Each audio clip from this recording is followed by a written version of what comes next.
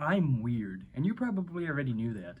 I've been storm chasing since 2020, partially because of my weirdness, and in that time I've seen 17 tornadoes, including one literally on the other side of my house just a few weeks ago.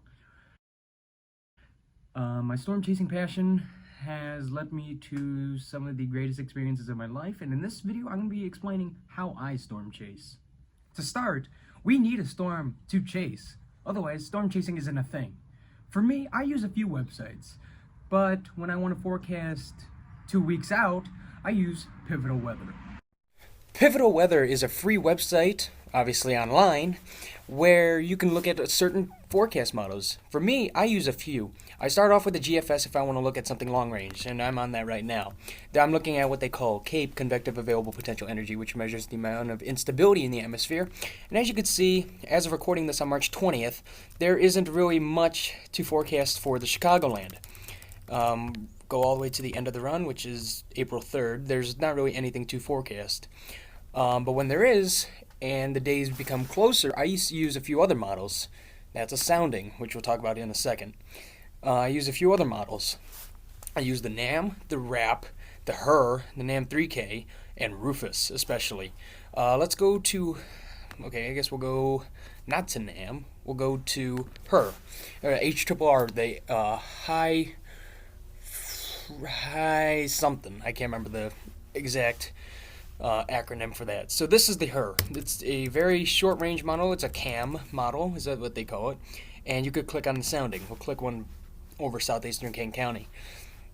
What you're looking at here is how it measures the atmosphere. Right now, possible hazard type freeze. Don't worry about that.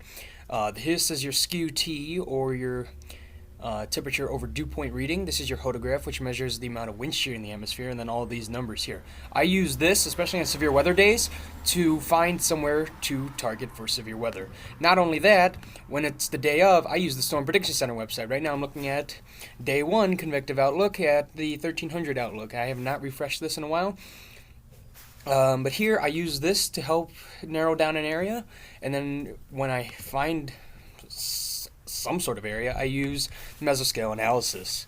This here shows models up to 6 hours in the future. You can also look at surface-based CAPE, wind shear, which is a measure of spinning in the atmosphere. You can also have some other models.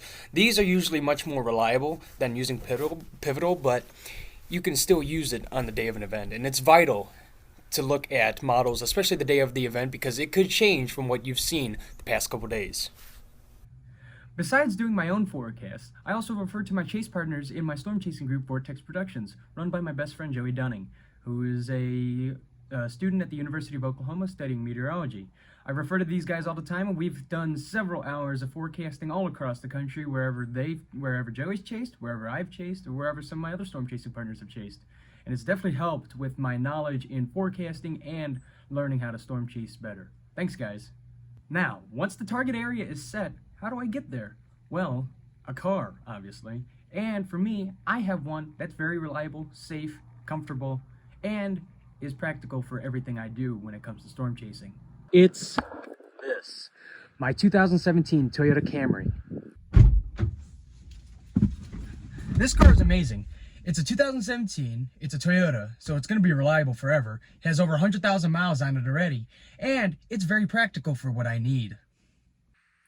Take the setup I had on March 31st. Very simple. Only a tripod here in the middle. This is a new addition where I just have my phone sitting on this wireless charging pad for radar.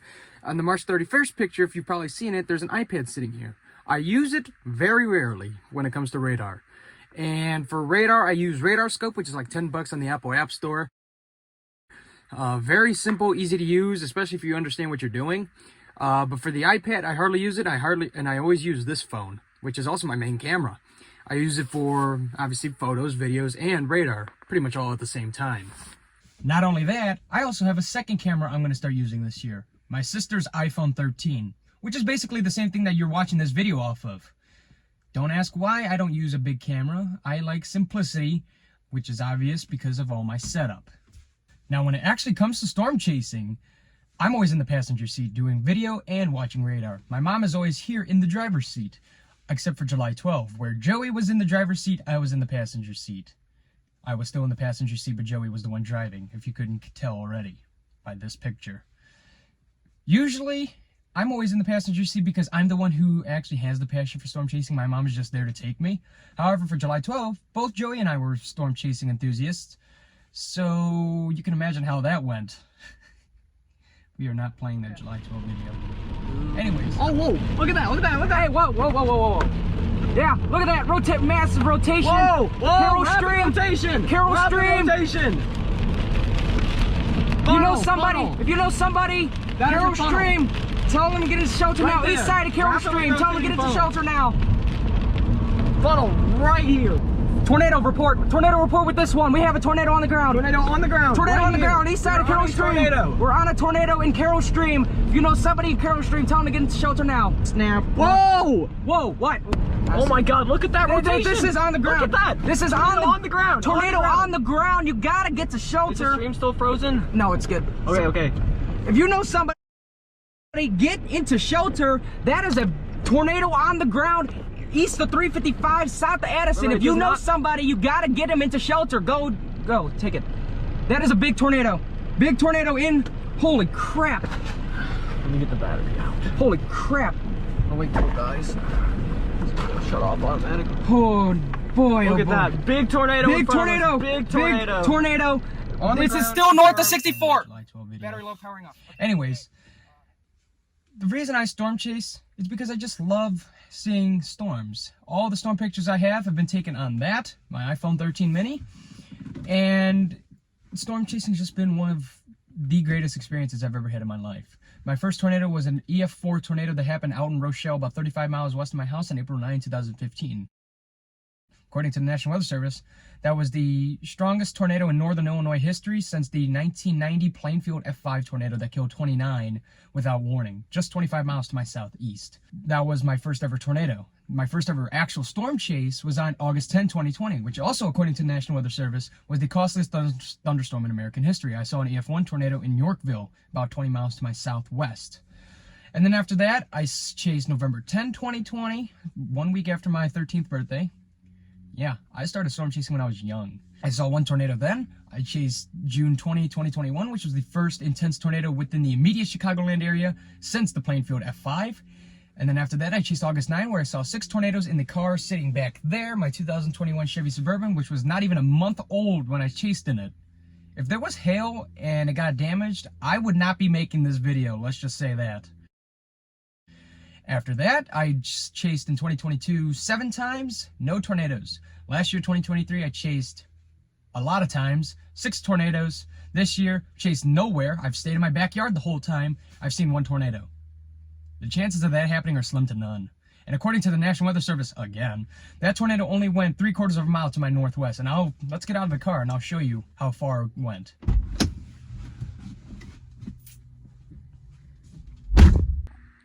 And here's the backyard where a lot of my famous storm chase pictures have been taken. Over there, my April 20 picture taken from my bedroom window.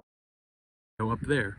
Standing right here, looking out this way almost 1 year ago, April 5 at 6:40 in the morning. A nasty squall line rolled through the Chicagoland, and I got a nasty, good looking picture of the storm as it rolled directly over my house at about 50 miles an hour.